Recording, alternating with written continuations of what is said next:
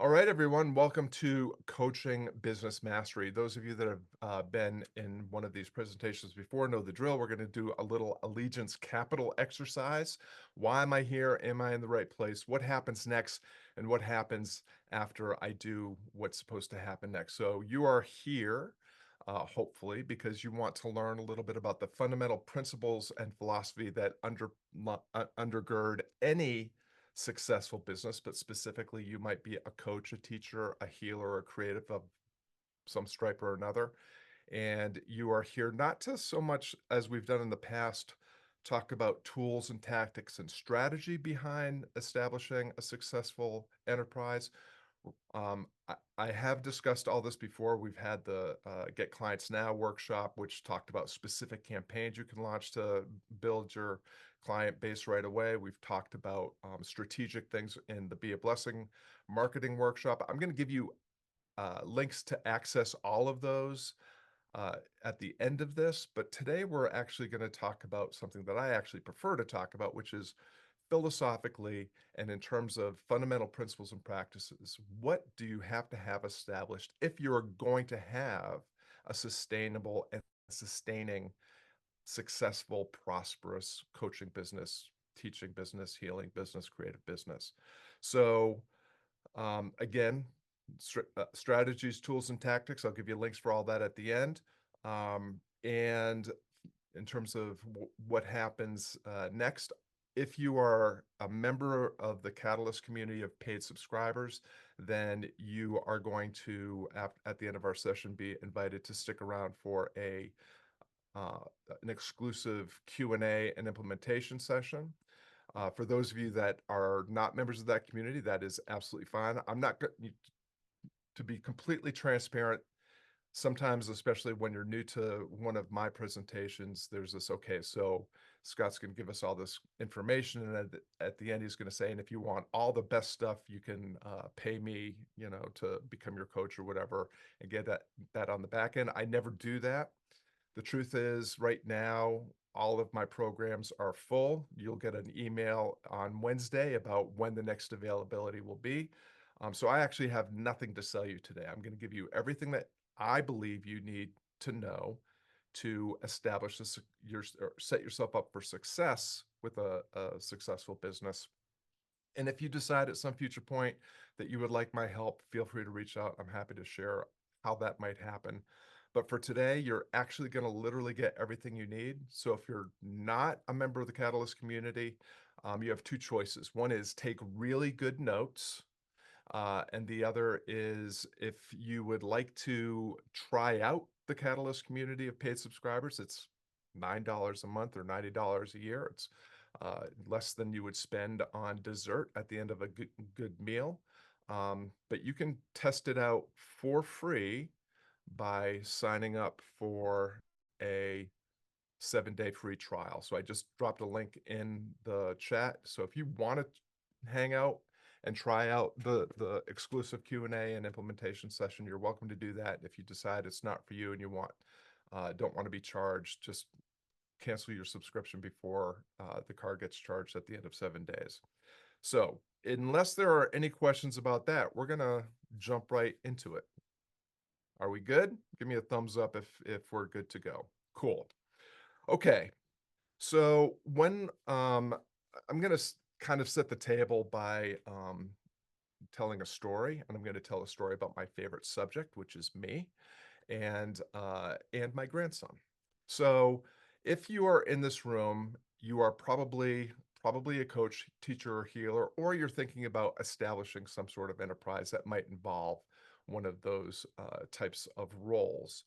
And for those of you that are already engaged in establishing some sort of online business, I am going to guess that your schedule probably if you're in this room, you're probably currently experiencing something that looks a lot like what I'm about to share. So this is in 2020, my weekly schedule looked kind of sort of like this. Getting plenty of sleep, spending a little bit of time in the evenings and on the weekends with my family, but most of the time it was work, work, work. So I'm an early riser. I would get up at 5 a.m. I would pretty much be working until 4 a.m. What did that work look like? Well, spending lots of time creating content, spending lots of time posting content to my blog, to my broadcast, to my podcast, to my YouTube channel, and most of all, spending lots of time on social media, either creating content for social media or scrolling through social media to see if anybody was engaging with my content. And so most of the time, I would be spending my time trying to get clients instead of actually doing the work I started my business work for in the first place. So just curious, for those of you that are currently engaged in some sort of online business, do you find yourself spending the majority of your time doing the work that you started your business to do, or do you find yourself spending most of your time trying to get clients so that you can do the business that you started your business to do? So if you spend most of your time doing what you started your business to do, raise your hand. Okay, we have some people that are doing that. I don't know what you're doing in this room. You should probably be leading the workshop. How many people spend more time than they would like trying to get clients so that they can do the business that they want to do? So that is my experience with a lot of folks. It was certainly my experience for a number of years. And then and one of the reasons that this happens is because when you are starting a business, most of us don't have a lot of education, learning experience in actually building a business, running a business, developing and optimizing a business. So what do? We spend our time on social media listening to the gurus and the experts and the digital marketers telling us what we need to do in order to have a successful business. So maybe you listen to someone that talks about social media strategy. Maybe you talk to someone that talks about how you can leverage YouTube. Maybe you talk to someone that's talks about creating a podcast, all the various ways that people say you must do this if you're going to have a successful business. And so you try all the things. What ends up happening is by trying thing after thing after thing, hoping that one of these things will be that one missing piece that will make your business magically start working, is you start doing a whole bunch of things that have nothing really to do with the difference that you make in the world as a teacher, healer, or coach, and you create a full-time job around a podcast, a YouTube channel, social media strategy, creating content for social media or your blog or your broadcast or what have you. So, like a lot of other people, I was always chasing tools, tactics, and strategy to try to create a business that would allow me to do what I was actually really good at, which is creating transformation with clients as a coach. And then one day I kind of woke up to the fact that I was chasing around solutions to and seeking solutions to my problems by doing things that worked for other people in the past.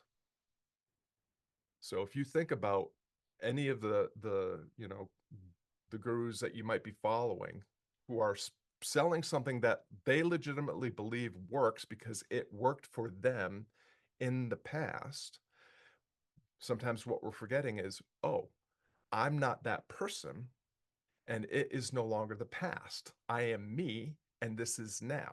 And usually by the time you are trying something that worked for someone else in the past, it's no longer working for anyone.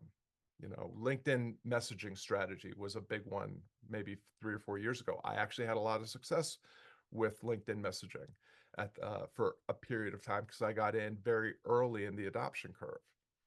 But at this point in time, most people I know that are buying high ticket LinkedIn messaging strategy programs are not having that level of success because the market has been saturated with people that are leveraging a strategy very poorly, which immediately diminishes the return on that strategy.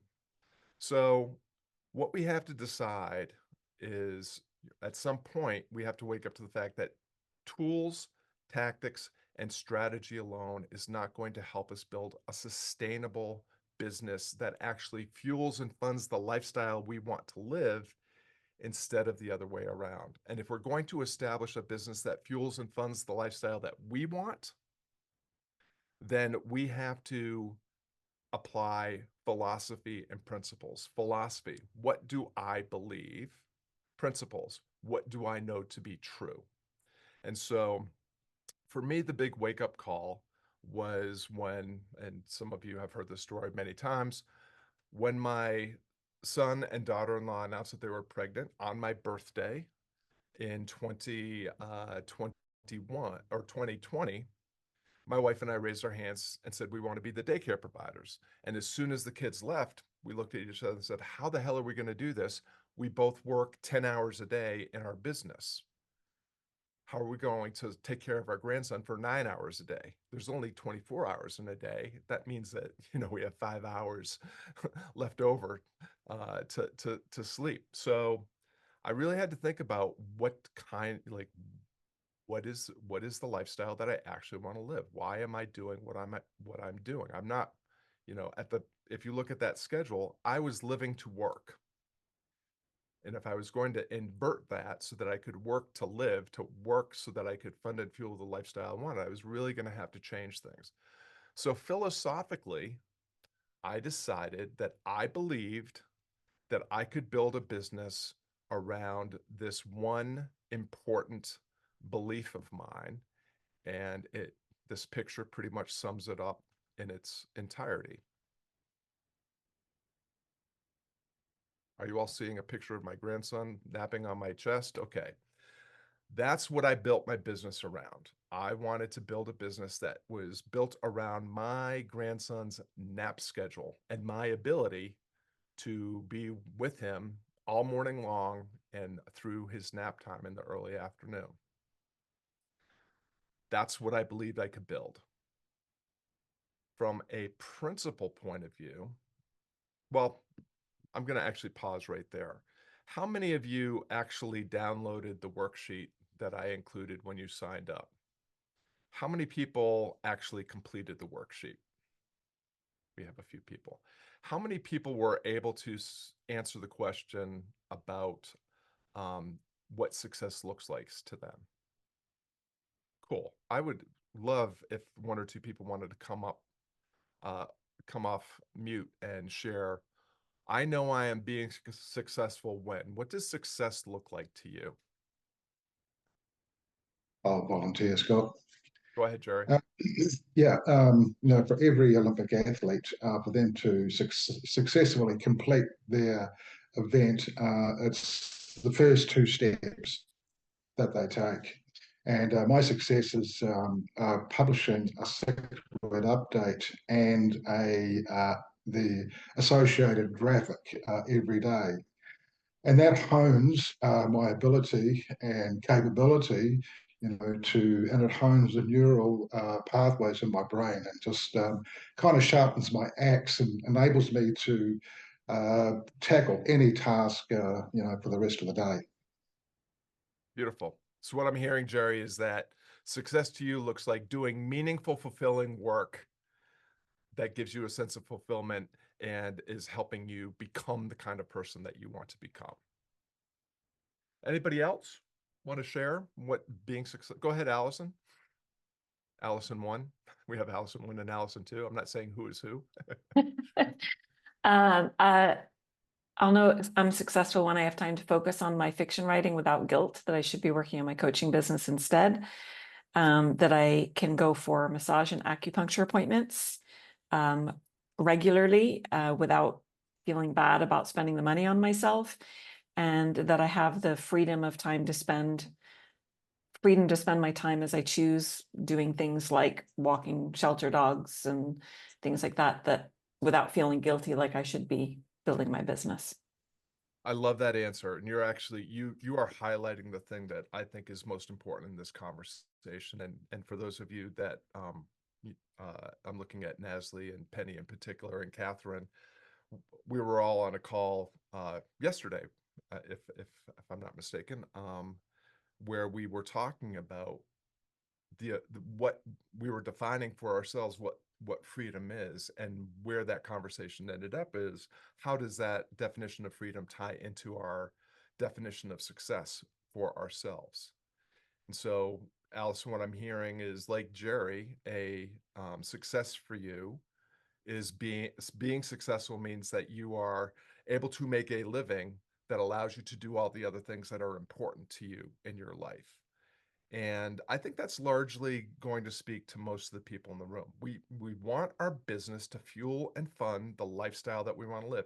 And I am guessing that the kind of people that are attracted to my work are attracted to the idea of making a difference, doing work that matters with people that they care about, making a meaningful transformation in the world. Most of the people that are attracted to my work are not hoping that they can buy a Lamborghini and start posing for videos about their business in front of their mansion. Most people just really want to be able to get paid to make the difference that they know they're capable of making, so that they can do all the other things in their life that are meaningful to them. And for most people, what that success looks like is tied to what Allison just said, this idea of freedom. What does it mean to be free? So I'm going to give away the punchline that I already actually kind of gave away. If I can pull up that graphic again. So that is me. But let me see if I can find that. All right, so I should be able to pull this up now. So I'm going to give away the end of the story now, and then we're going to talk about how I got there and how I think anybody can get there. So this is what my schedule currently looks like. Remember that everything from 5 a.m. to 4 p.m. used to be red work time, and that was not an exaggeration. I probably literally worked for 10 hours a day, 7 days a week in my business. Now, some of that time was done coaching, but if I'm really honest, less than 10 or 20% of that time was spent actually doing work with clients. And 80 to 90% of that time that I was spending was doing work in the hopes that it would get me clients. And at this point in time, my schedule literally looks like this pretty regularly on a week-to-week basis. I work first thing in the morning to make sure I get all of my emails answered, and all of my whatever posting or content creation I'm going to do is done over the course of 10 hours, 2 hours a day, 5 days a week. I take care of my grandson from 7 a.m. till noon every day. Uh, and while my wife is doing her thing, and then from noon to 4 every day, I do whatever I need to do. So sometimes that's working with clients. When I'm not working with clients, most of that time is spent with hanging out with my wife and my grandson. And I keep my family time locked in the evenings and on the weekends. And of course, I maintain my sleep schedule. And so literally able at this point to make a full-time living with 10 hours a day dedicated to all the things that used to take me almost 100 hours a week. I'm sorry, 10 hours a week doing what used to take me 100 hours a week. So this brings us to the principal part of the conversation. So philosophically, you have to determine for yourself, what do I believe? What is my definition of success? What is my definition of freedom? What's the North Star that I'm actually working for? And I just want to, point out the cautionary tale here is that what I had been doing and what I find most people doing when we first start working together is they are chasing a revenue goal, or they're chasing a scheduling goal. And they'll say, I know I'm successful when I'm earning $10,000 a month, or I know I'm successful when I can be home at 5 o'clock and spend my time with my family. And it's not that either like spending time with your family is a worthwhile goal. A revenue goal might be the means to an end, But when you're chasing after money, when you're chasing after more time, more money, more status, more stuff, whatever it is, you're chasing something that's not actually an end in and of itself, an end in and of itself. It's something that can be a side effect of doing meaningful work with people you care about in a way that is sustainable, fulfilling, and meaningful to you. And so I would encourage you to be thinking about freedom and success in your life around what would the money get you? What would you do if you had that time? That's the North Star, not the money itself. And then when it comes to the principles of any successful business, they are the same as they have been since long before digital marketing became a thing, long before digital businesses became a thing. The principles behind that lay the foundation for any successful business that have never been proven to be not true is, do you have an irresistible offer that is presented to a engaged and interested audience with a sales success strategy that is sustainable? And when I say irresistible offer, eager audience, a sustainable sales strategy, what I want you to put in front of all of that is enough. Do you have a irresistible enough offer? Is your offer irresistible enough? Because it's not going to be irresistible from the get-go. You're going to have to work your way towards an offer that is increasingly more irresistible to the right people. You're going to have to work towards identifying an eager enough audience for the thing that you can the transformation that you can help them facilitate. And you're going to have to work your way toward a sustainable sales program. Most people, in my experience, actually have a pretty good idea of the people that they want to serve because they usually look like us. They have the same dreams, wants, needs, desires, problems, confusions, uncertainties that we've had to overcome ourselves. That's usually at the core of what we're offering. We're offering a solution to something that we had to learn how to solve the hard way by doing it all by ourselves for ourselves. And we have come up with some sort of product, service, or offering that helps other people get that more effectively and more efficiently most of the time. So we have usually in terms of, do I have an irresistible enough offer for an eager enough audience? Most of us have enough of that's not going to be the real problem. Where we really get hung up and hung out to dry is around the sales strategy part. How do I market that offer to that audience? So gets us into a little bit of the way I distinguish between marketing and sales, because they are two different things, even though we conflate them most of the time. But if you look at what you need to do to have a sustainable, successful business, what you have to do is identify that audience and craft an offer and present that in a way that first earns people's awareness. They have to know you exist before they can even consider what you have to offer. You then have to earn their attention. They have to be willing to stop scrolling and read the next couple of lines in your post, or read the next couple of lines on your sales page, or watch the next 10 minutes of your video, or what have you. You have to get their attention. And you have to present what you're presenting to them in a way that earns their permission and trust to have a conversation that will move you from the marketing piece, awareness, attention, permission, and trust, to the sales portion of the conversation, which is, I'm interested in what you do and what you can do for me. I'm enrolled in the journey that you say that you can take me on. And I'm ready to invest in the change that you can help me facilitate. Marketing, awareness, attention, permission, trust. Sales, interest, enrollment, investment. Different conversations. Yes, there's places where you can, where they overlap and where you can build bridges and so forth. But when you think about doing that in the online space, we all know what the challenges are. Everyone on the planet is competing for everyone else's awareness and attention and permission and trust.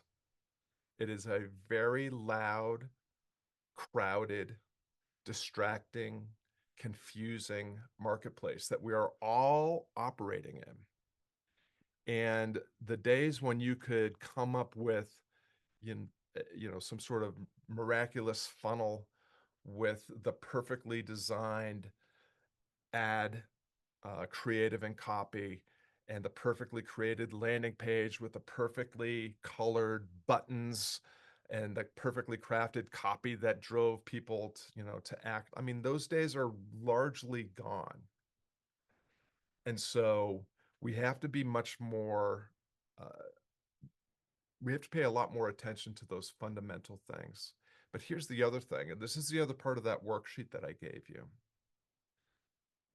We all know, we all have a pretty good idea of what success looks like to us. We all have a pretty good idea of who we're serving and what we offer.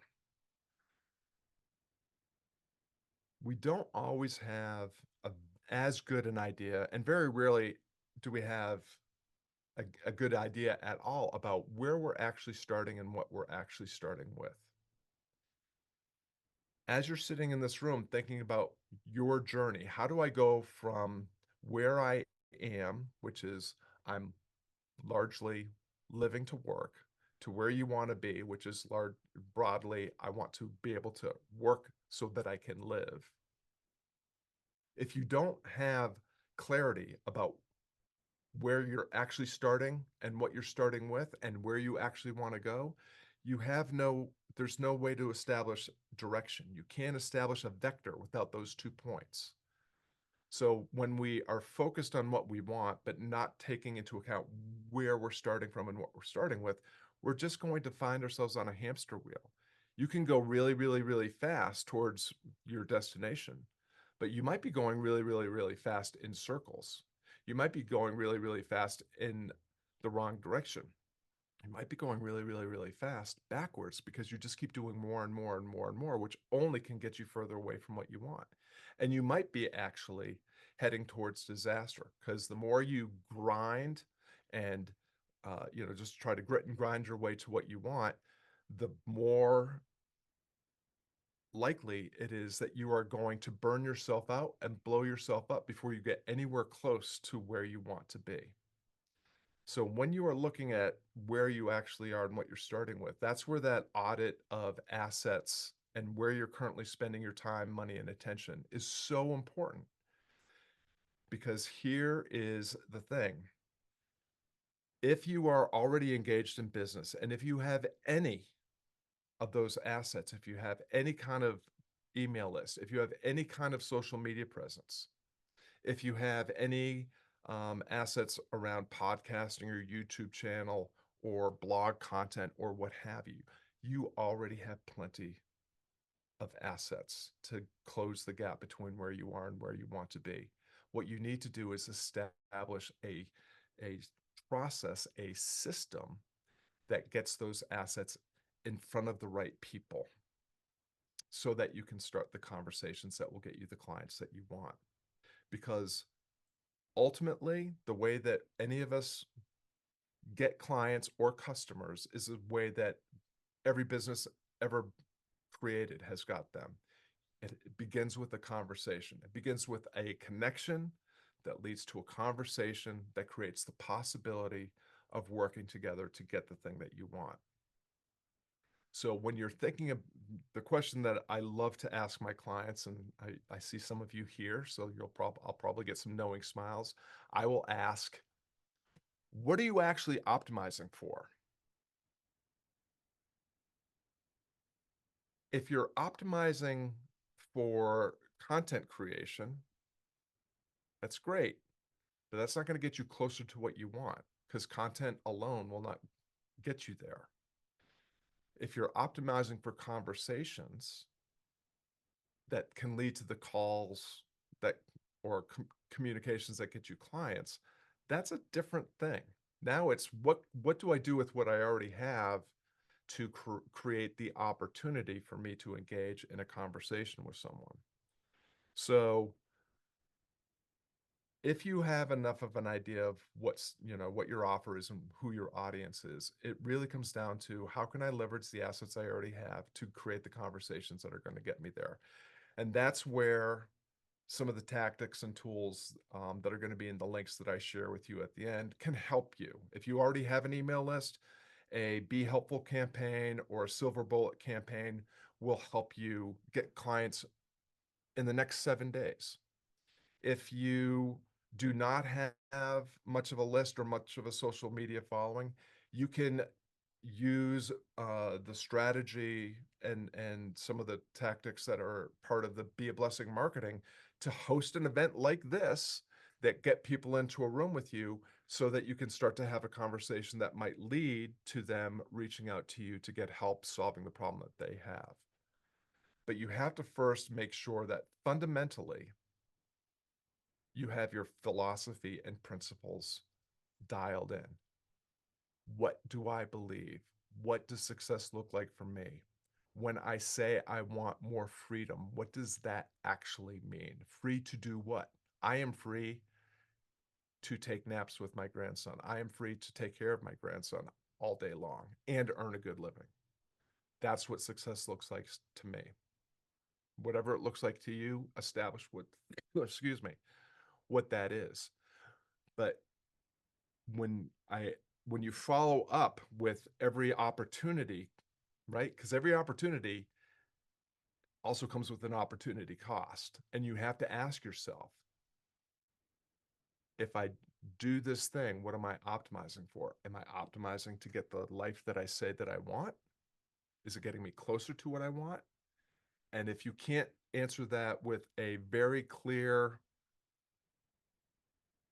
statement of yes or a good idea that it's highly probable that the asymmetry of the risk is to the upside and not the downside, you probably should not do it.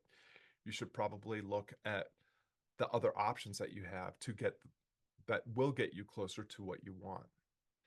And I'm going to give you the secret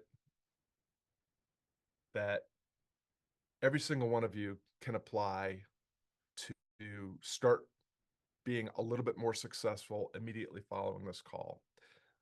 Anybody here is anybody here actually absolutely brand new to starting a business, coaching, healing, teaching, or otherwise? Okay, so Allison is the person here that has an opportunity to start by doing everything right. The rest of us have probably started and have done enough things right to say, this is worth pursuing, but we're not doing enough of the things right to not want to jump on a call with Scott and listen to him blab about the things that you could be doing right, right?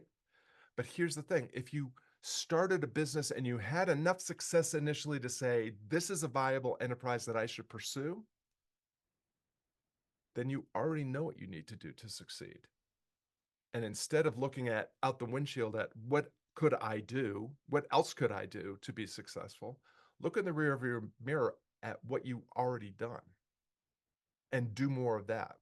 And what always ends up happening with people like the people in this room who are entrepreneurial minded is we do a thing and it's exciting because it's a thing and it's new and it's full of possibility and we are hardworking and dedicated and committed and we make it work and we go, amazing, that worked. What else can I do? And you chase the next thing. And if you actually think about it, it's insane to not say, I just did a thing and it worked. What should I do now? Oh, I should do more of that thing. I should try to iterate and improve that thing so that it works a little bit better the next time. But we don't do that. And we say, oh, it worked, but it won't work again. To which I say, prove it. If you've done something that's worked in the past, there is no good reason to think that that it won't work in the future. And so I want to give you some hints about like how do I determine my next step? But I want to close with a story about my big rear view mirror moment in my business. So literally going from working 100 hours a week, working all the time that I wasn't sleeping or maybe eating and watching a little TV with my wife at the end of the day, to spending 2 hours a day working and spending the rest of the time doing really literally whatever the heck I want. The biggest lever in doing that was looking in the rearview mirror. And when I thought about how I initially succeeded in my business, here's the way it happened. So, um, those of you that know my backstory know that I kind of got my start in this business by being a head coach in Seth Godin's Akimbo workshops. It's actually started a little bit before that when I was in one of the very earliest sessions of the Alt MBA. And at the end of the Alt MBA, I was invited to become a coach in the Alt MBA. And even though I never actually coached a session of the Alt MBA, I was kind of around and on the list. And so when Seth started Akimbo workshops, he reached out to me and said, "Hey, would you like to be a coach in the Akimbo workshops?" I was like, "Sure." I don't, I don't mind making money, hanging out with cool people, talking about cool stuff and doing cool things.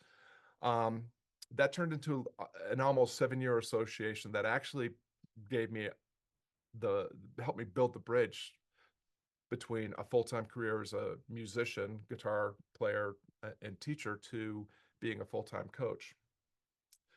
But at the beginning of my adventures as an akimbo coach, I was trying to figure out, what's this business that I'm building, because I didn't know what it was. I tried being a speaker, and even though I'm a performer at heart and obviously I love running my mouth, I was a terrible speaker, and I actually didn't really like speaking, because when you speak, like, you can be as insightful and inspiring as anyone. I mean, you can be Les Brown, but when the speech is done, most everyone goes home and just returns to the life they were already leading. It's not a very fulfilling, in my experience, was not a very fulfilling thing to do, because I wasn't really making meaningful change for the better in any kind of sustainable way.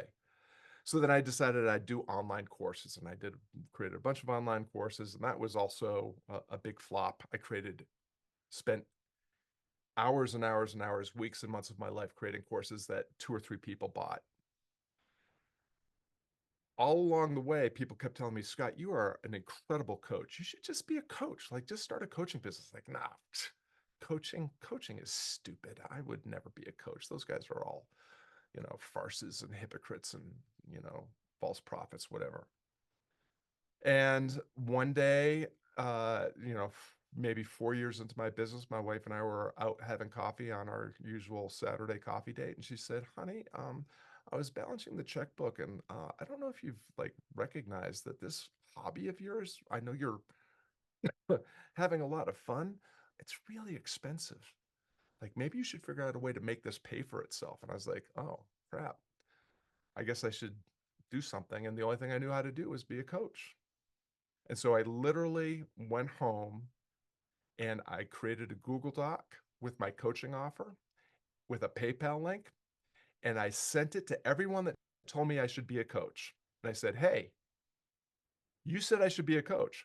Guess what? I'm a coach. Here's my offer. Are you interested?" And in the back of my mind, I said, if 10 people sign up for my coaching offer, I'll create a coaching business. 11 people signed up for my coaching offer, and that sealed my fate. Built a successful coaching business on day one with a Google Doc and a PayPal link. So what did I do?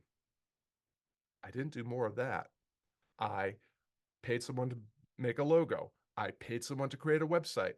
I paid someone to create a lead magnet and an opt-in page. I paid someone to create an email sequence. I created social media accounts. I created a YouTube channel. I created a podcast. I started writing a blog. I created a full-time job around marketing a business that I had already proved I could market and sell with a Google Doc and a PayPal link. And it was in the moment when we announced that we wanted to be daycare for our grandson, that I realized, oh, all I actually have to do is do more of what I did at the very beginning. And any successful business literally starts with the assets you already possess, the relationship assets, the network assets, whatever content you've created, whatever platforms you've already established yourself on. Leverage the things that you already have to get more conversations that will lead to the calls that will get you the clients or the customers that you need. So I want to leave you with something, a series of questions, and these come from my friend and mentor, Nick Peterson, who I think got some of them from Dr. Jeff Spencer. These are people that are partners of mine in the Arena Catalyst program. And it's a set of questions that you can answer when you're really not sure what you should do next. So the first question is to define what it is that you're trying to accomplish. What does success look like to you? What's your North Star? What are you optimizing for? Answer that question first. And if you're not sure what to do, I would encourage you to work through at least one or more of these questions. The first is, what do I see in my rearview mirror? What have I done in the past that has worked, that has actually helped me get closer to the thing that I'm trying to accomplish? Because if it worked for you in the past and you have no good reason to think, or you have no evidence that it has stopped working, you should do more of that and optimize and improve and iterate that process, because that is actually the fastest way to get closer to what you want. Next question that you can ask yourself: what is the smallest move that I can make that will actually create the greatest improvement in closing the gap between where I am and want to be? Most of the time, it's not that big, bold, audacious 10-year, 5-year, 3-year, 1-year, or even 90-day plan. There's usually the next kink in the hose. If you can untangle that and increase the flow to the next kink, it will get you that much further and closer to what you want. It will also help identify the next real obstacle or the next real opportunity that you can't see because you have this impediment in your immediate progress. Third question that you can ask yourself: this is impossible unless. We all think that this isn't going to work or it won't work for us. It's actually the reason why people don't buy your stuff. People don't buy your stuff. It's not because it doesn't have enough features and benefits. It's not because you're not good looking enough or have a splashy enough sales page or any of those things. People don't buy something because they don't think it works or they don't think it works for them. And we are built the same way. This is impossible unless. What is the situation, circumstance, or event that has to happen in order for the next step to succeed? And then the last one is actually my favorite, because it deals with the idea of risk. Because anything you do involves risk. Any new thing that you're going to add has a potential upside, of course, and it has a potential downside that we don't usually factor in. And so when you're considering what you can do next, which of those things has the best worst case scenario? If I do this and it fails, what's the one that has the least likelihood of burning yourself out or blowing yourself up? Which one has the least cost in your most precious resources of time, attention, effort, and revenue? If you, every day, if you reaffirm and reclarify your destination and your starting point and what you're starting with, and you ask yourself, what's the next step? What is the next right thing that if I did it today would get me just that little bit closer to what you want? And you ran it through those questions and identified and did that thing. Building the business of your dreams, building the business that funds and fuels your lifestyle, is actually becomes an inevitability. not a dream, not some desire that's going to always be on the edge of the horizon like a mirage. It actually becomes inevitable because you have absolute clarity of destination and starting point. You have absolute clarity of the vector and the 2 or 3 things that need to go right in order for you to get there. And you simply do the next right thing every single day, and you will get there. All right, before I let those of you that are not hanging out for the Q&A and implementation session, excuse me, I promised you some resources. I will eventually add this workshop to it, but if you click on this link, it basically is a rough curriculum of all of my most actionable, powerful, time-tested and vetted content. The Be a Blessing Marketing Strategic Approach, the Get Clients Now campaigns, the tools and tactics that can get you going right now, along with some insights into how to establish yourself in a preeminent position in whatever domain that you're trying to make a difference in. So I hope all of that is helpful for everyone.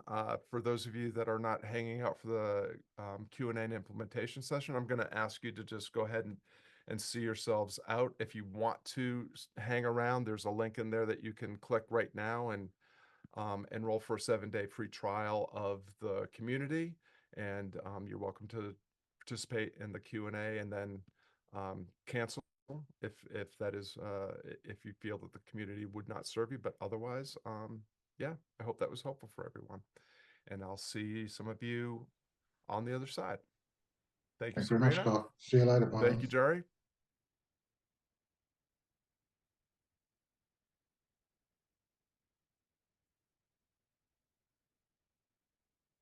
Just doing a quick check-in. Bear with me for 1 second.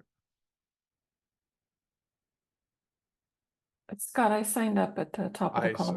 I'm just checking. Okay. And yes, Allison and Kim made the big leap. Okay, so welcome, Kim and Allison. Great to have you here. Now you get to see what happens on the inside.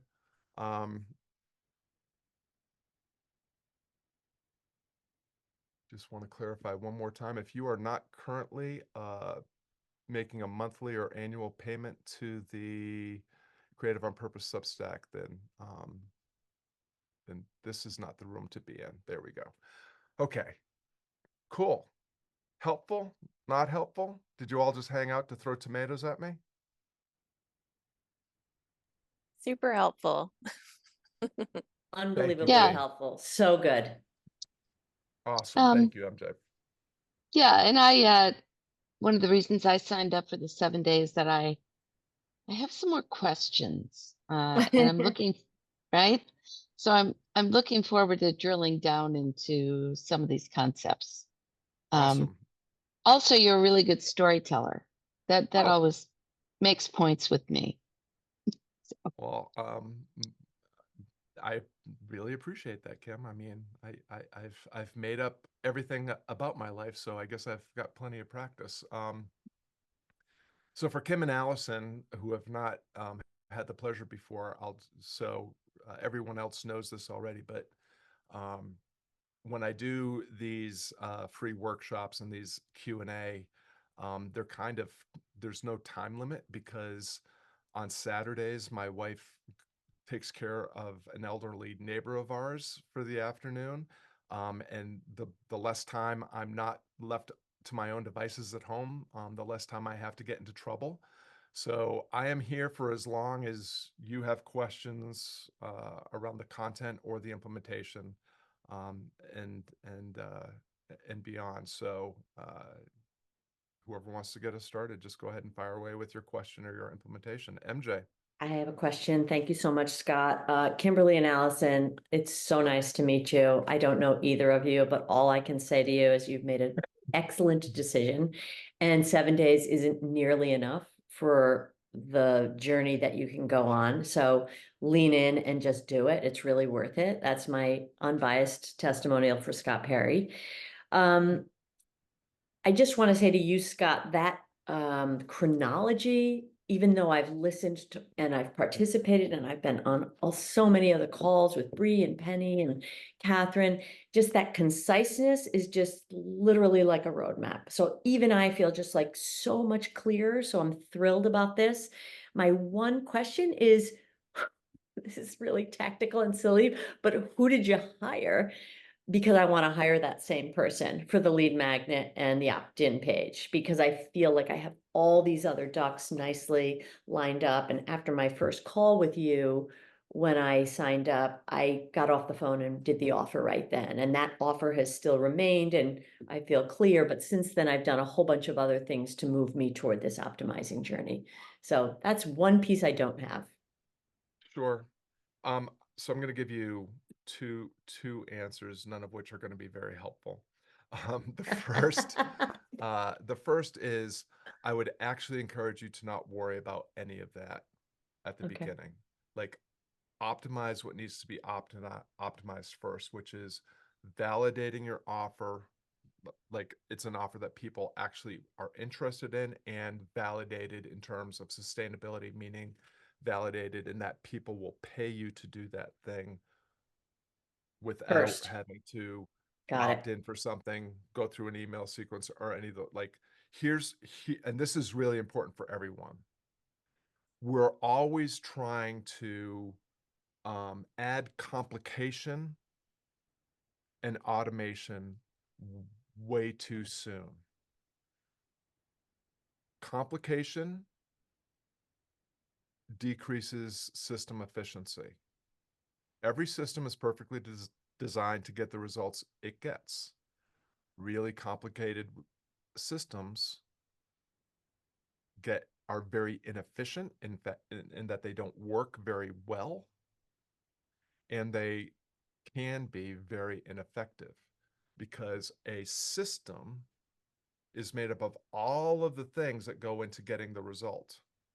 And all of those things only work in terms of a percentage. I mean, this applies to my computer. My computer only turns on and works if, I have it plugged in, if I have it charged, if I have it, updated, all the things. But, a piece of technology like a computer, will it work like 99% of the time? Yeah. Except there's one part of that system that is notoriously always the one that is the least efficient. Anybody know what that is? Yeah, the human being at the controls, the human being that was supposed to update it but didn't, the human being that was supposed to pay the electric bill but didn't, right? So the reason why system reliability and system thinking is so important is our brains are hardwired to chase complication and more. We think that getting what we want is an addition problem, but it's actually not. Getting closer to what we want is actually a subtraction problem that allows for less things to be multiplied together. And so, I know some people here are going to smile when I say this, because I say so often. You have to do the right things in the right order at the right time. And the first thing to do is validate your offer, validate your audience, validate a strategy that gets that offer in front of that audience in the simplest way possible.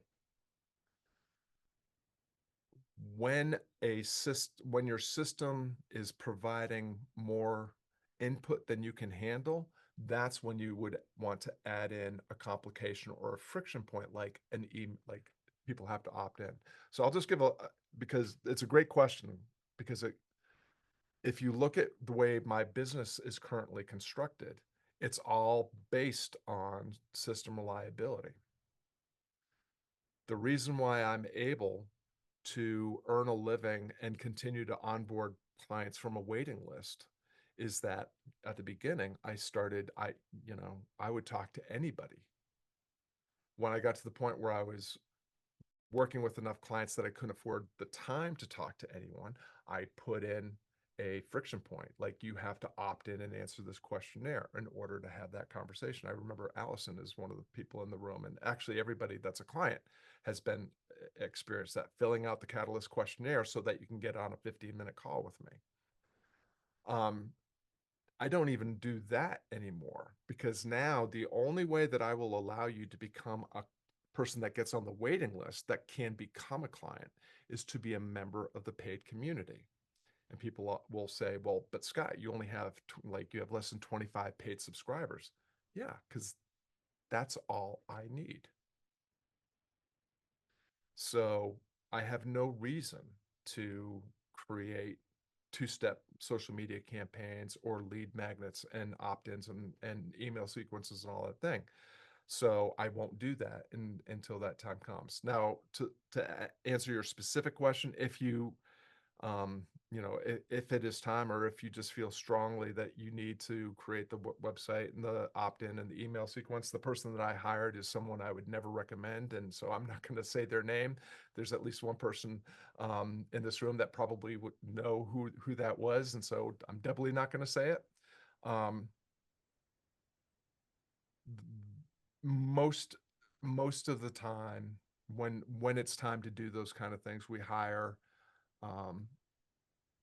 the cheapest labor we can, which is usually ourselves, which is not always a bad idea, but not always a good idea.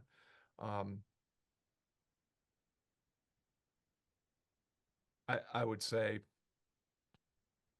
I mean, if you want to, I mean, I could probably put my mind to it and start to come up with some folks that could help you, with some of those things, and I'm happy to do that after we're done, MJ. But I think again, you're right though, Scott. I think validating it without the complication first, that's always my Achilles heel. And this is why we keep having this conversation. So that's great for me to just do that, and I'll just do that. Yeah, I appreciate that. And again, happy to circle back to your question. And I just want to say, for everybody in the room, this is, what MJ the insight MJ just arrived at is the insight we all need to arrive at over and over and over again. And what MJ said about this was like the clearest picture of what I've been saying the same thing for a long time. You all know about my love and affection for ancient philosophy and spiritual traditions. My favorite philosopher of all time is Heraclitus, known as Heraclitus the Obscure, from Ephesus, Turkey, in the Greek Empire. One of his famous maxims is, no one steps in the same river twice, for they are not the same person, nor is it the same river. And the reason why something that you've heard 100 times suddenly clicks is because you have finally become the kind of person who has entered the river at that exact right time, and has therefore had the opportunity to have the insight or the inspiration that actually was there the entire time. It's just, we're not always ready for it.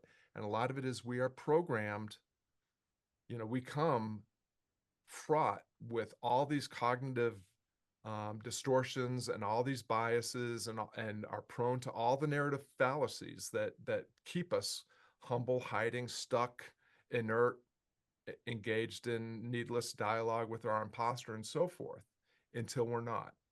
And so it's always a matter of it's the same thing over and over and over again, and setting yourself up for the opportunity to be ready when that insight or inspiration actually reveals itself. I'm going to invite the next person to come off mute and ask their question. But as we're doing that, I'm actually going to travel to my power source so that I don't disappear. So who's next?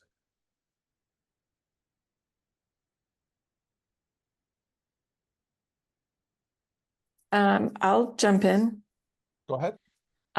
Since I'm very much getting started, I believe in the coaching framework I'm certified in. I've done practice clients.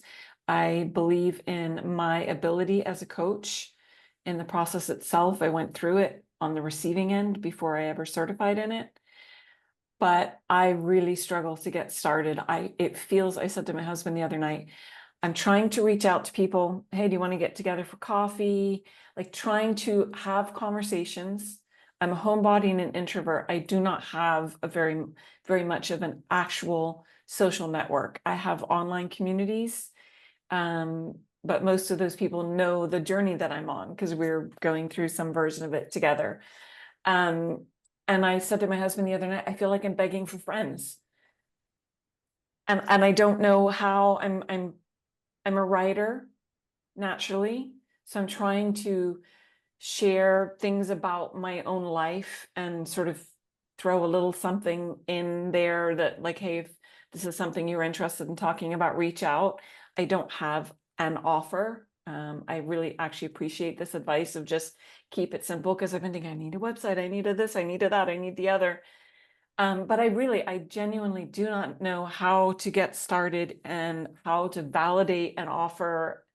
I have a price point in mind. I know what I want to, what that would include, but I have no idea how to validate that or how to start having the conversations. Yeah. Well, there's several threads to pull on there, Allison, and I appreciate.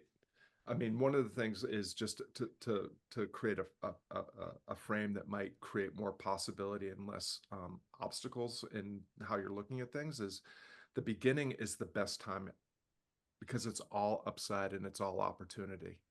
It literally is, right? And so it's like it's one of the reasons why people that have started a business keep chasing new things, because we love the newness, we love the novelty, we love the opportunity, like the chance that something great can happen. So instead of just repeating things that work, we keep chasing that new thing because it's exciting. So and there's also, you know, how many other people identify as introverts in this room? Yeah, most people, many people do. And I do too. And that always surprises people. It's like, Scott, there's no way in hell you're an introvert. You know, you made a living for 30 years running your mouth and playing the guitar on stages. But the ability to turn that on is a learned skill. Because if I really like caved into my default programming, I would spend all day all by myself in my head having wonderful conversations with someone I really like, me. And I would never get on a Zoom. I would never go to the coffee shop to meet someone for coffee or any of those things because I actually like to just listen to podcasts, read books, be all by myself, journaling. The problem, a common trap that introverts fall into is that identity trap. I'm an introvert, and therefore I can't do this, that, or the other. And it's I call it a trap because it literally is a trap, because the story that we tell ourselves becomes a self-fulfilling prophecy. So if you literally can just reframe the way you're looking at it as I'm excited to try this thing, as opposed to I'm an introvert and I have trouble doing this thing, it will literally create more opportunity and possibility and create and give you the energy that you need as an introvert to actually put yourself out there and engage in conversation. So there's that. The I'm really glad you brought up the piece around the offer, because here's the bottom line. A lot of people get really hung up on the offer part. And there is a way of starting a business or refining a business or optimizing a business that is built on the idea of a power offer. For this kind of person, I do this kind of thing that gets this kind of result, right? And power offers are really popular right now because it is a way of stopping the scroll and cutting through the noise and getting people to read your content. You know, coaches earn $10,000 a month with your coaching business without doing social media. That's a power offer. And people will stop because I'm a coach. I want to earn $10,000 a month and I don't want to be on social media. As someone that's actually succeeded with offers like that, I will tell you that it's a great way to paint yourself into a box that you don't want to be in. Because the kind of people that sign up for, the kind of coaches that sign up for the dream of a $10,000 consistent month without being on social media are generally not the kind of people that you want to spend a lot of time with. Instead of thinking in terms of power offer, I would encourage you to think about your positioning. And what that means is, what is the difference that only you can make with and for the people that you want to serve? And that means, what is the difference that only you can make because only you do this thing in this very specific, idiosyncratic, weird way? Because none of us are selling anything new. I mean, fundamentally, every coach on the planet helps someone get from where they are to where they want to be. They help them solve some sort of problem. But there, and I am not anywhere near being the top, one of the top coaches on the planet. But but the people that are attracted to and decide to work with me have a very clear idea of who Scott Perry is, the way that he operates, what he believes, what his boundary, like what he does do and what he doesn't do, what he allows and what he doesn't allow. And for a very specific kind of person trying to get a very specific kind of result in a way, and are willing to tolerate the way that I do it, I have established myself as preeminent in a field. If you are ready to, you know, I will say this overtly in my copy. If you're looking for someone to agree with you and tell you how wonderful you are and hold you accountable for the things that you should be accountable to all by yourself, I'm not your person. I don't believe in accountability. I don't believe in cheerleading. Not meaning, I'm not saying I don't celebrate my client success, but I'm not here to say rah rah rah, I love you, you're beautiful, you're wonderful, and thanks so much for coming to the appointment that you scheduled, and I'll see you next week. And I'm also not like the some of the most successful coaches and the most famous are the coaches that coach for insight. They use the Socratic method to get you to arrive at an insight that you had within you all the time. And you have that insight. It's like, oh my God, MJ kind of just shared that kind of thing. Like, oh, I've heard this a million times, but today I get it. But the insight alone doesn't change anything. The problem with an insight is when you arrive at the insight, you actually think you did the work. It actually feels like you did something, and it doesn't get you any closer to what you want. So, the reason why MJ says nice things and the reason why people work with me is because, yeah, we'll spend some time arriving at an insight. But if you're not able to find it quick enough, I'm just going to tell you what it is because I don't want to waste time asking you question after question after question until I back you into a corner where the only thing you can say is the thing I want you to say. I want to get to the insight so that I can then amplify the tension that will get you to actually do something with that insight. Because then when I see you next week, you will have moved a step or two towards the thing that we're actually working toward. We will be making progress. And you will be surprised at how few people actually want a coach that does that.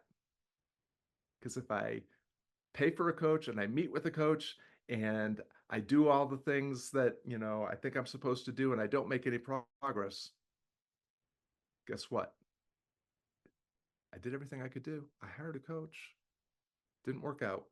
Guess it's not for me. And I'm not interested in fueling anybody's victim story or fueling their inertia and stuckness and dance with their imposter. Like, let's get over that shit and let's start making some progress, because then we can get the data that's necessary to start to create some momentum after we get the traction.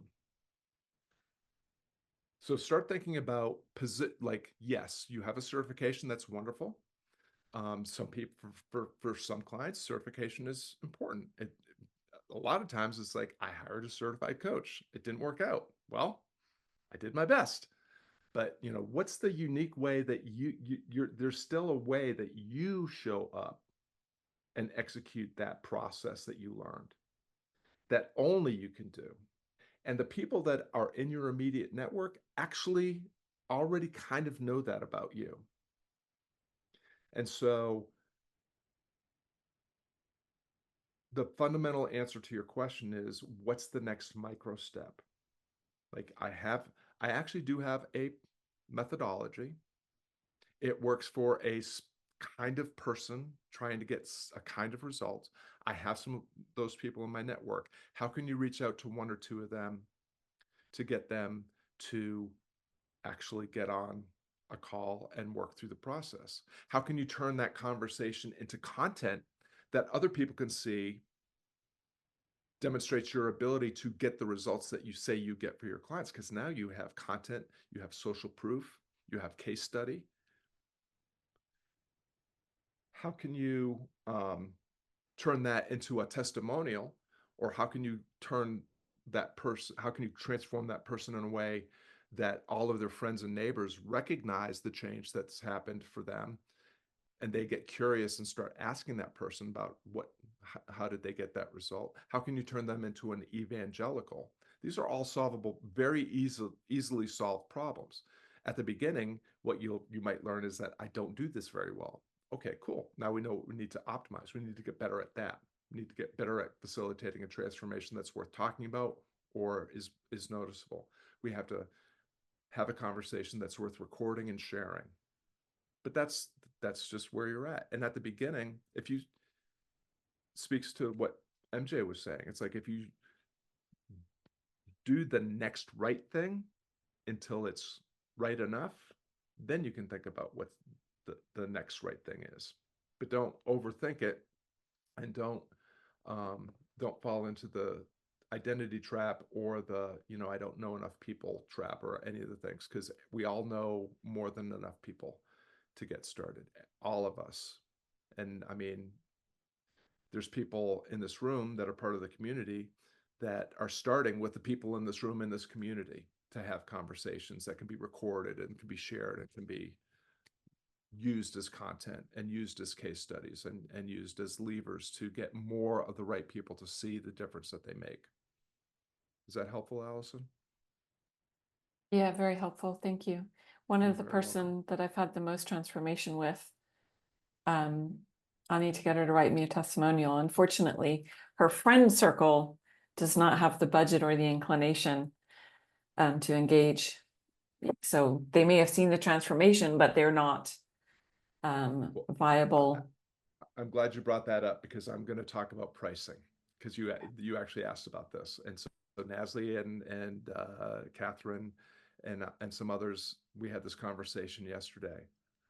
The pricing question is one of the most fraught for any business owner, but coaches in particular, because we are operating in a crowded marketplace, and we think that therefore we should, what's the market charging? Should I charge less? Do I offer discounts to get started? Like all these things. Number one, customers that are driven, whose primary decision making thing is what's the least expensive, they tend to not make great clients. People that say they can't afford or they don't have the resources to afford are lying. Because if you own a device and the plan that gets you on a call like this, you have discretionary income. What you might not have is a clear sense of priorities. Because even when I'm selling something that's like, I don't have a high ticket program in the way that most of the gurus do, but I do have a 3-month program that includes a year-long component. That's $3,000. It's a freaking bargain.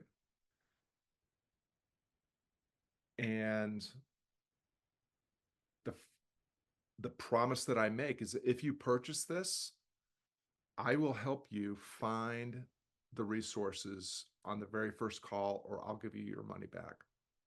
And I can make that promise because if you make anywhere between $60,000 and $100,000 a year, I know I can find $3,000 in discretionary income that you could invest in yourself if you were truly committed to the change that you want to make.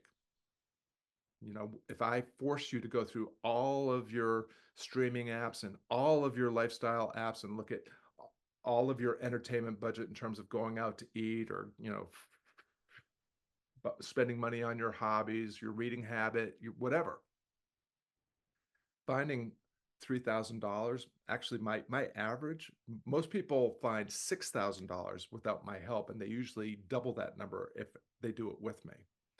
So finding the money is not a problem. But what it does is now what happens is people are now confronted with the fact that it's not that they don't have the resources, it's they don't have the will. They haven't prioritized the change that they say they want to make.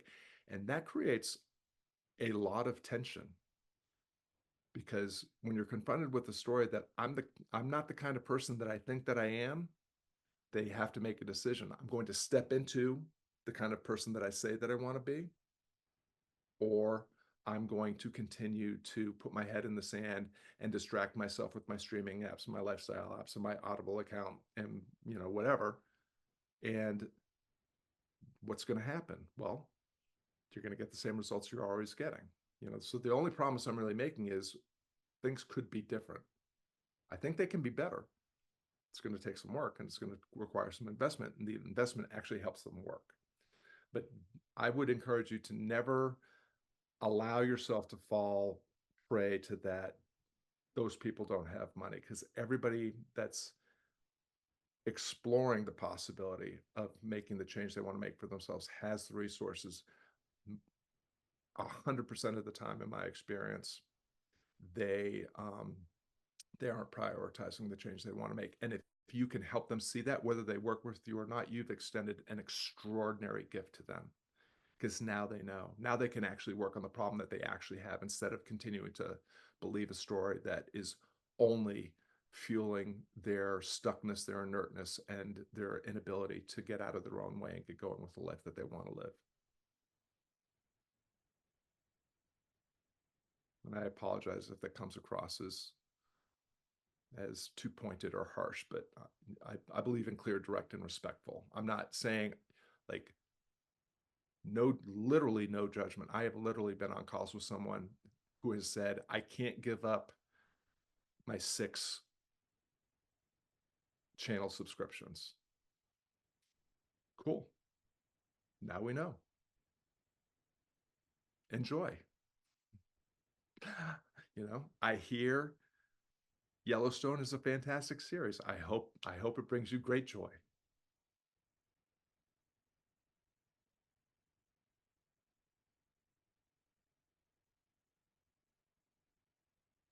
Thank you, Scott. You're welcome. Elizabeth, I saw your hand up. Go ahead. Yeah, well, first of all, I had my hand up because I was going to ask you to elaborate on something that I enjoy hearing you say, but you already did. So that was pieces of things that you say about doing something out loud and on purpose. And you got there and you said having a conversation worth recording and sharing. So thank you for that. But what I'm raising, or what I'm unmuting for now is, can you say something about people being excited to work with you? Because I'm not worried about the price of my offer. I'm worried about people being excited to come join me in the thing that I think is fun, right? Come to this event thing that I like. So that's my like fear is, am I like the dork in the corner that's asking people to come and enjoy this thing with me? And like, does anybody really want to come? I think you can afford it, but do you want to come? Yeah. Well, the thing that leaps immediately to my mind, Elizabeth, is around this idea that we're all weirdos. Seth Godin has a book. Is it called like Everybody's Weird or something like that? And I actually, so I have this niece that just celebrated her 10th birthday. She's my brother's daughter and lives up in New Hampshire. And I don't get to see her that often, but my wife and I talk to her every other week. And she's a precocious young lady, and her uncle is a complete, you know, whack job and always making bad dad jokes and saying things just to make her giggle and smile because it makes me feel good. And every call she'd go, "You're such a weirdo."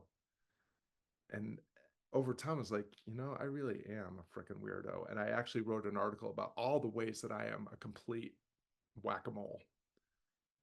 And I realized as I was creating that list, like, these are all the things that people actually like about me and seek me out for. And so a lot of what you're talking about, Elizabeth, is how do I find, so the definition of culture, Seth shares it, but it's not his definition. Culture is people like us who do things like this. That defines culture. What are the signals, the symbols, the shibboleths, the slang, like what are all the ways that you show up and engage that make you the kind of person that joins the Dungeons and Dragons group, or joins the football team, or works at a bank, or whatever it is. Spend some time thinking about what those qualities are, and then totally lean in and amplify and celebrate and demonstrate all the ways in which you cultivate and amplify that weirdness. Because here's the thing about, like, when we talk about trying to create a business, an online business, or leverage online tools to promote a business, we often focus on the fact that it's very confusing, it's very crowded, it's very distracting, and all of those things are true. But the fundamental thing is it's also really isolating. And we are born for each other. We are inherently social creatures. We crave belonging. It's how we define our identity and how we build identity. It's how we become the kind of person that we want to become, is by finding the people like us who do things like this. And so anything that you can do to identify, amplify, and demonstrate those things, it's not an instantaneous thing. Like, people don't, like, you're hosting your first event. It's the kind of event that you want to host. It's with a person that you really like, and that you want more people like you to be able to connect with. And the first time, there might not be that many people. Penny has been with me since the very beginning. My first online community was started in January of 2018.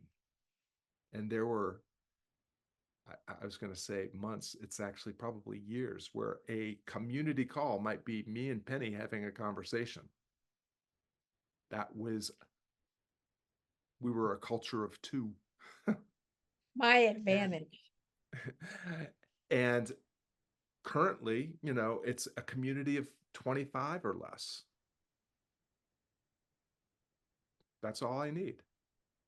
Because I can, with a community of 25 people, I can fund and fuel the lifestyle that I want.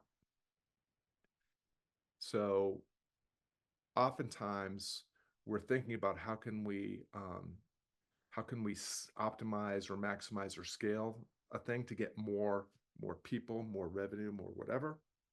Where if we actually just spent more time delighting the people that are actually showing up, we would actually succeed much faster. The big thing for me in my life was, as a musician, getting started, I literally could not be more familiar with the sound of one fan clapping. I have been in that room. I have been that musician on that stage in that room with the sound of one fan clapping for a significant portion of my career. Everything changed for me when I realized that if I put on the best show possible for that one fan, the likelihood that the next show will have two fans increases exponentially. And I have literally had I was in the coffee shop our local coffee shop, Elizabeth, just yesterday. I don't know if you know who the Landers are, but David Lander came up to me. I haven't seen Dr. David Lander in probably 15 years. And he said, I want to tell you a story about how you and I met. And he told me a story about performing in this crappy little festival at a tent with 3 people in it. And he said, you told a story that day that has stuck with me. And he relayed the whole story. He told me what songs they played. And that happened 25 years ago. But that's the power of actually just showing up and letting your freak flag fly. Is over time, it's a compounding effect. If you consistently and frequently show up and be who you are and position yourself within your marketplace around your weirdness, your idiosyncrasies, your approach, your attitudes, and all those things, your success is inevitable. Because everybody is looking for their flavor of weird, their flavor of belonging and identity. Is that helpful, Elizabeth? Yeah, of course. Yeah, definitely. So Awesome. so that just happened to you yesterday. I was going to say it kind of gave me chills a little bit, and I'm a little bit teary listening to you tell the story about this person that remembered this story and your song list from 25 years ago. I think if somebody said something like that, if I had an experience like that with somebody, I'd probably start crying in the coffee shop. Well, here's the funniest. I'll tell you just a little quick add-on. Do you go to Red Rooster for coffee? You know who Riley is behind the counter? So Riley and I are friendly, but she's young. I mean, I don't know. I don't even think she's probably in her mid-20s, if that. So she doesn't know the Scott Perry that was a notorious, musical figure in town, whose picture was in the paper all the time, and who had guitar students whose parents talked about. Like, I'm just some dude, some old guy that shows up and asks her to pour me coffee. And so she was wearing a bolo tie, and I thought it was really cool. I was like, oh, that's really cool. I used to wear a bolo tie as part of my ensemble. And she was like, what are you talking about? I was like, oh, I was, when I was a musician, I had like this whole wardrobe that was part of my act. And she's like, oh, well, what did you wear? I said, well, I always wore, dressed up in dress slacks, dress shirt, bolo tie, and a fedora. She's like, you didn't wear a fedora. I was like, yeah, no, I mean, you could look it up. And she's like, no, you'll have to show me. So I got my coffee, went outside and was drinking my coffee, and I actually opened up my phone and found a couple of pictures of me from back in the day with, dark hair, goatee, my fedora, my whole getup. And when I came back in, that's when I had that conversation with David, and I showed Riley the pictures, and she was like, oh my God, that's not you. Like, that's got to be your son or your younger brother or whatever. I was like, no, that's, and then like David was like, do you know who this is? This is Scott Perry. Back in the day, like, and he was, and so I had like this moment where, and of course Riley was like not having any of it and just kept giving me shit, but it was, it was a really fun moment. Kim, go ahead. Yeah, I think you answered most of my questions when you were answering Elizabeth and Allison. So I signed up for the 7-day free trial, and I have a lot in my head right now listening to you. So I think what I'm going to do is go away and perhaps email you a few of the questions as they land in me. One thing that I found interesting in the questions that you posed before was the way you phrased it. This is impossible. And I think that this was referring to one small step, that we can work out a small kink in the pipeline. This is impossible unless, and for me, it would be helpful to hear an example about Sure. what that question comes from.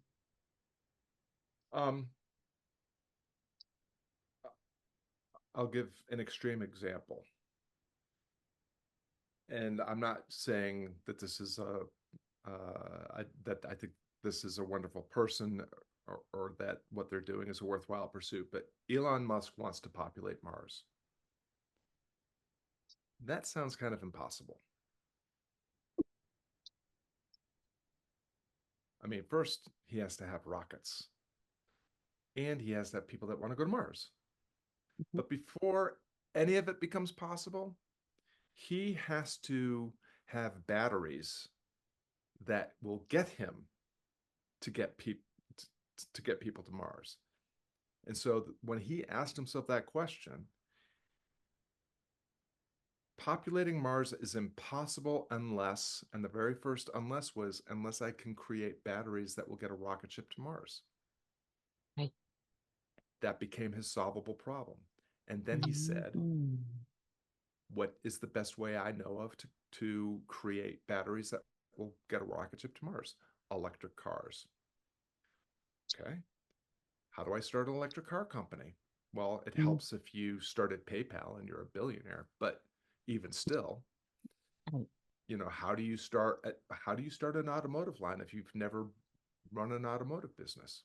You create the most expensive car you can imagine, because every, you know, and this speaks a little bit to what Allison was asking. Every audience, every market is fractal. There are literally people, everyone in this room operates in a marketplace where there are people that will actually pay you $10,000 a month to get the result that you can get for them. And there are people that will never pay more than $100 a month. Mhm. Every audience is fractal. And he said, there are people that will pay whatever it was, $50,000 for a car I haven't even built yet. And he sold them a car that he hadn't built yet. Then he built the freaking car. And he created the capital that allowed him to get started creating batteries for cars. And then he moved, you know, like most businesses, he then moved down market. Like, here's an economy model, here's a truck, here's, you know, whatever. Mhm. But when you're stating the you know, sailing around the globe is impossible unless I can get to the Far East. And if I end up in North America, so be it. But, you know, there's always a step before the step. And so if you get stuck focusing on the impossibility, it just leads to being stuck. It just leads to, you know, another dance with your imposter. But if you can think about, like, what's the one thing, like, of course, there's a whole bunch of things that have to happen. But if you can define the next thing that would have to happen to get that first step achieved, then you're automatically made progress and you're at the next step. So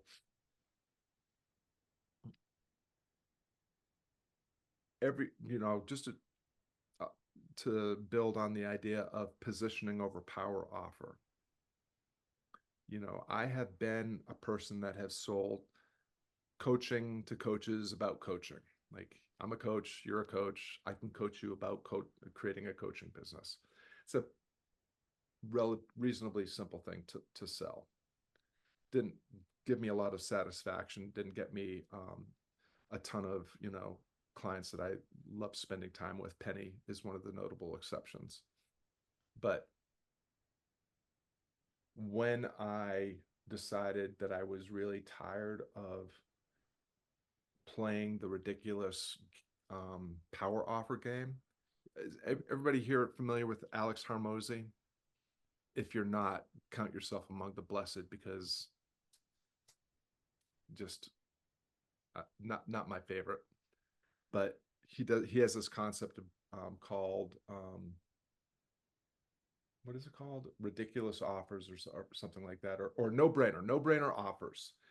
Create a no-brainer offer. No-brainer offers is an offer you can't refuse, because the promise is so outrageous and guaranteed. And so you see this in the marketplace. You'll earn $10,000 a month guaranteed in 30 days, or double your money back. That's an example of and you see the market moving more and more. It's like the offers are getting more and more ridiculous, which means they actually just come up with clever ways to not give you your money back. Right. Right? You didn't do all the homework, you know, you Mhm. didn't have the right mindset, whatever. Mhm. Mhm. When I was kind of rebranding my offer around this idea that I can help all sorts of people with all sorts of problems, I actually focused on system reliability or system thinking.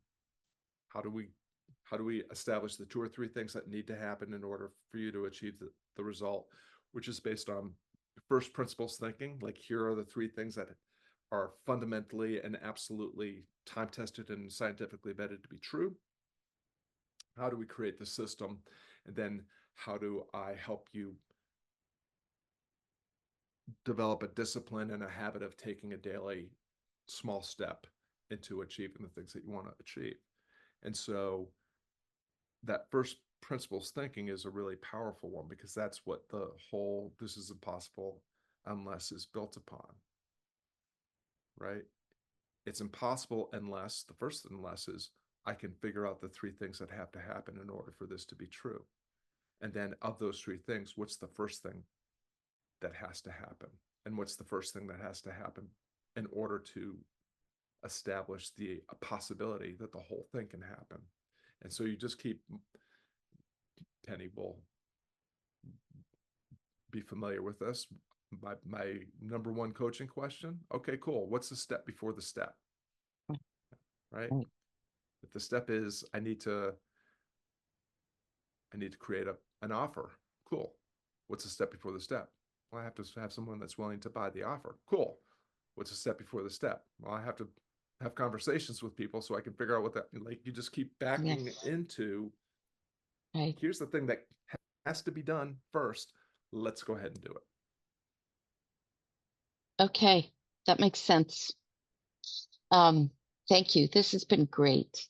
Awesome. And I have to take off, but this has been terrific, and I've enjoyed meeting all of you.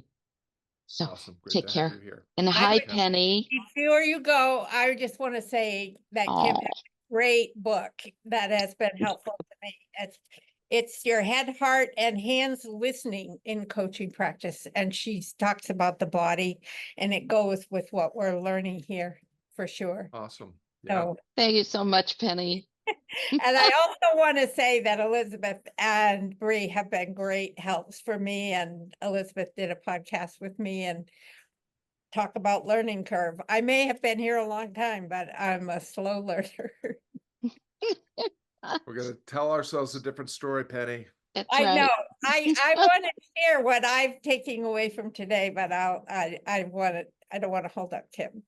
No, you're Thank fine. you so much. Take care. Great to have you Nice with us, to meet Kim. you, Kimberly. Catherine is also heading out. Is there anybody else that has any burning questions before we start to wrap this thing up? Nasli, Bree, we haven't heard from you. Nasli had more than enough Scott yesterday. I would like to say something. Today, listening, I guess I had, because I've heard what you said before and I've been through it. And so but something happened in my head today and I started thinking about the offers and the connections that I've been trying to make with fundraisers is to have them be stronger and more effective at raising money and keeping their donors. And it hasn't worked very well. I mean, people like it, and if I'm working with them, they like what I'm doing and everything. But what I was thinking is, as you were describing validation, and this is where if you can either confirm this is I'm on the right track or not, is that the fundraisers themselves, where their greatest pain is coming from is they're not being recognized, they're being isolated. Their value is only how many dollars they raise. It was really why I started to quit fundraising until I thought there were opportunities to change it. But as you were describing Elon Musk, I think I just was starting way too far ahead. And I don't know if I am validating the way they feel in their job now. And I can change that too. I can help that too.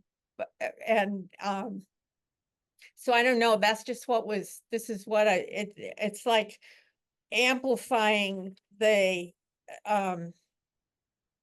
I think it's like the cost of working in like we do, where we're only validated for money and we're not, they don't care about relationships, at least with the fundraiser, and we're not included in budget programs. We don't have enough information to talk with donors. That's the pain of the job. How does that fit in? And then It's a great question. I'm going to answer in a way that hopefully makes a great way to close out the conversation and wrap things up. The hardest thing in the world for any of us to do is to craft that irresistible enough offer and that eager enough audience and that that sustainable, viable, minimally effective sales strategy that puts the offer in front of the eye, because we're all in the bottle and we can't read the prescription from inside the bottle. So for all of us, it's really hard to sort all this out on our own, which is why communities like ours and good coaching programs and mentors and even just fellow travelers that are slightly ahead of where you are so incredibly helpful.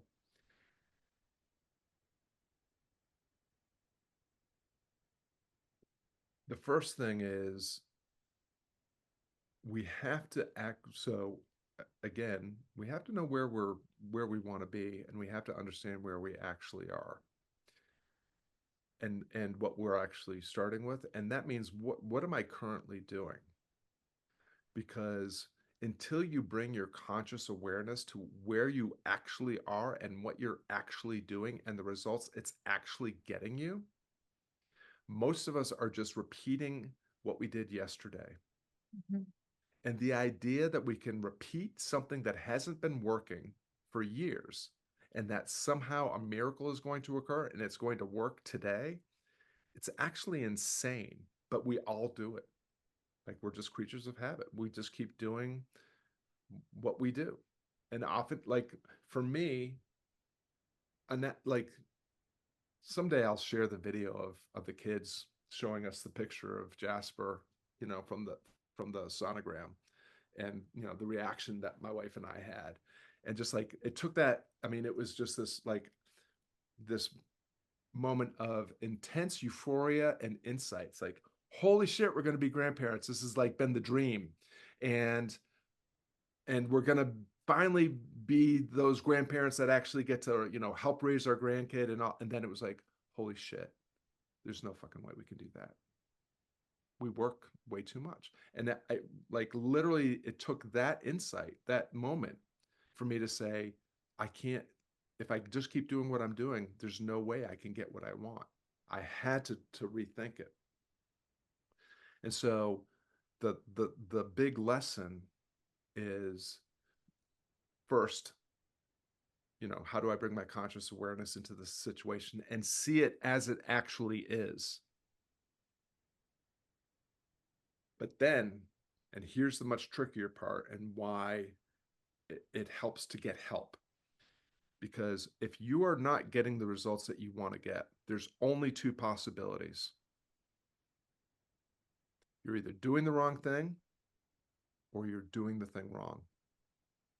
And most of the time, we decide we're just doing the wrong thing and we quit doing something that's actually could work, is working enough. We just haven't spent enough time eliminating all the cruft from the system, or tweaking and improving the few things that need to be tweaked and improved to get better results.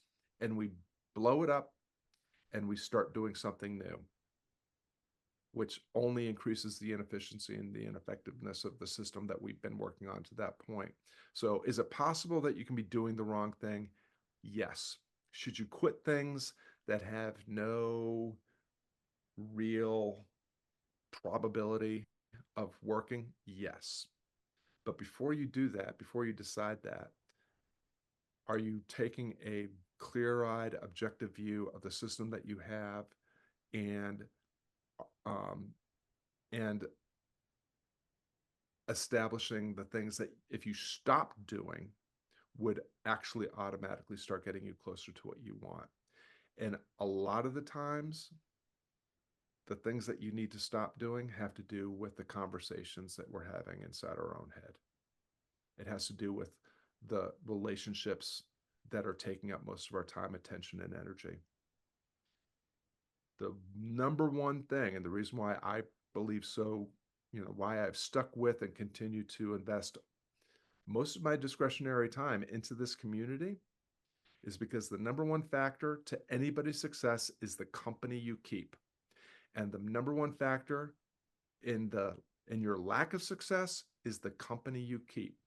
If you could spend less time and invest less attention and energy in the people that are not helping fuel your forward progress, and instead spend a little bit more time, attention, and energy with people that can help you get what you want, that is the biggest force multiplier we all have access to. And I'm not saying that you need to, you know, it, you know, divorce your unsupportive spouse or move into a more supportive neighborhood or ditch all your loser friends that are dragging down your average or any of those things.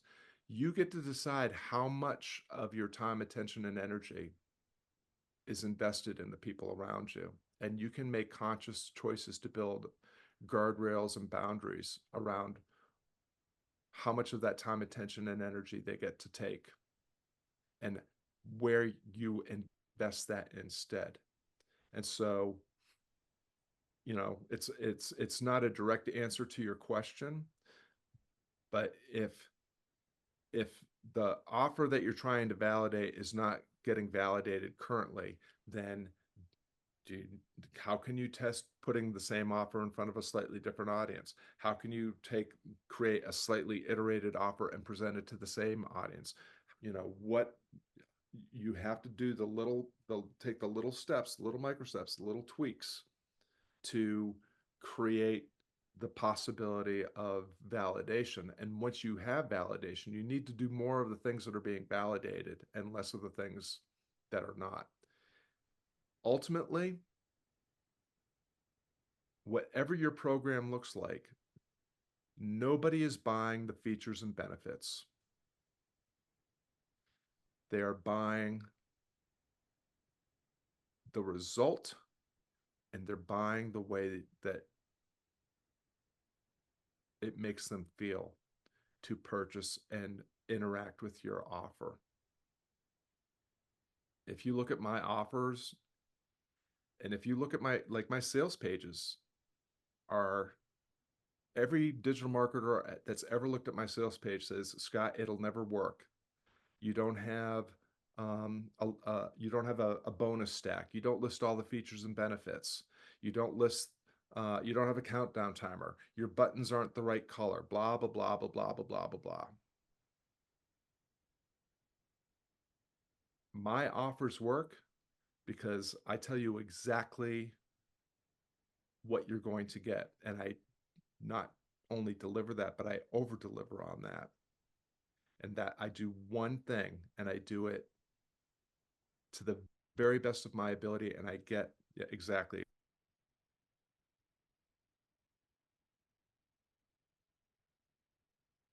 I tell them what's going to happen after they get that.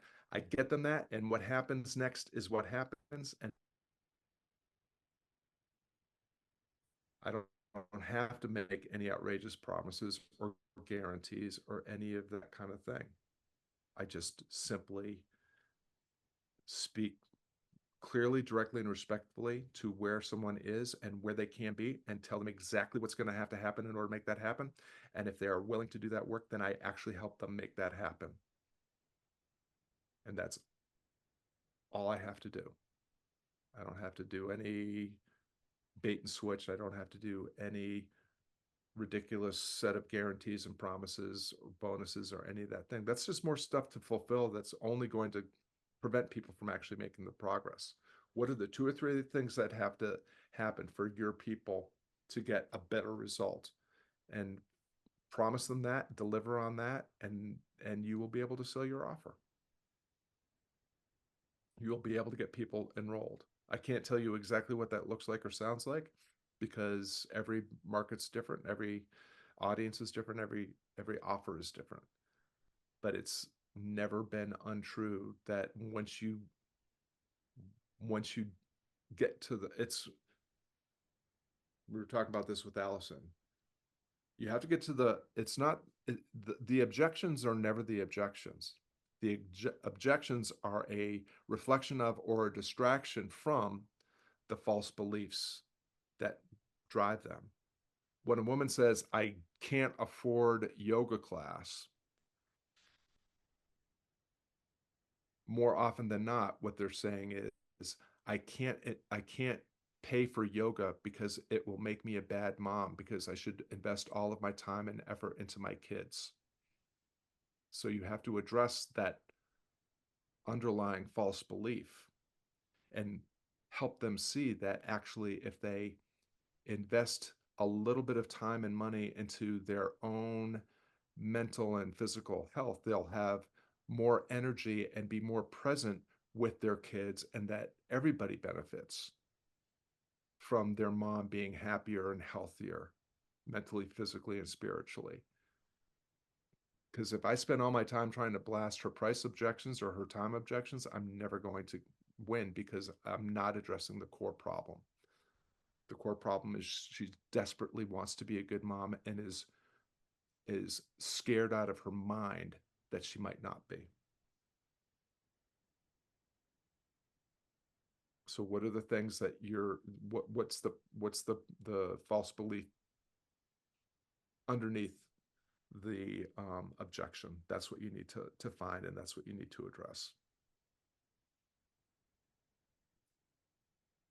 Is that helpful, Penny?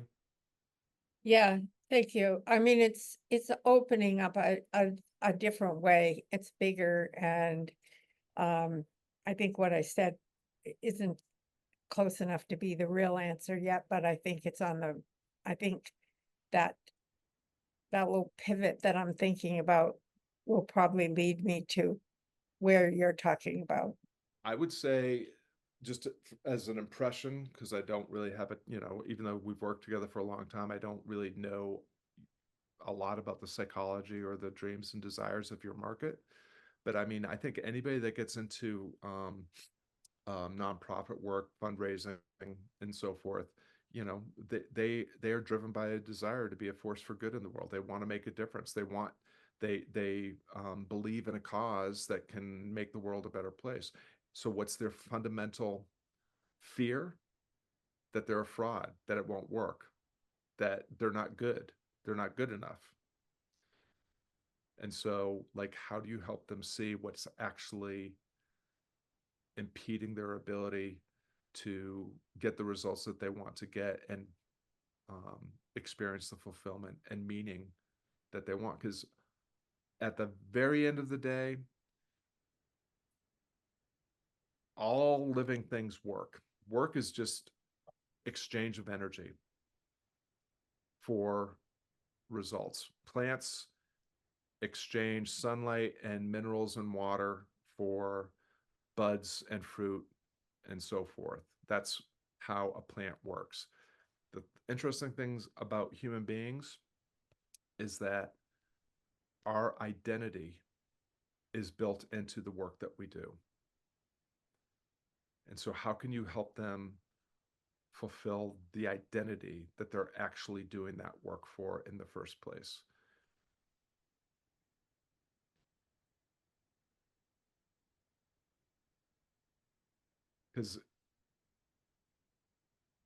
Because your thing has so much to do with doing that kind of work in a very different way, you have to get them to buy in on that enrollment piece for you is really important, because they have to be enrolled in the journey, because it is actually going to be a journey, because there's not going to be a quick they're not going to get an instant result. They're not going to instantly fund a campaign just because they decide they're going to focus on the mission.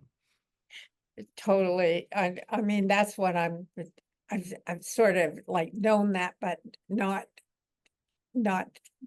lived with it in reality. Yeah. Yeah. Yep. All right, gang. I hope that you all have a fantabulous weekend.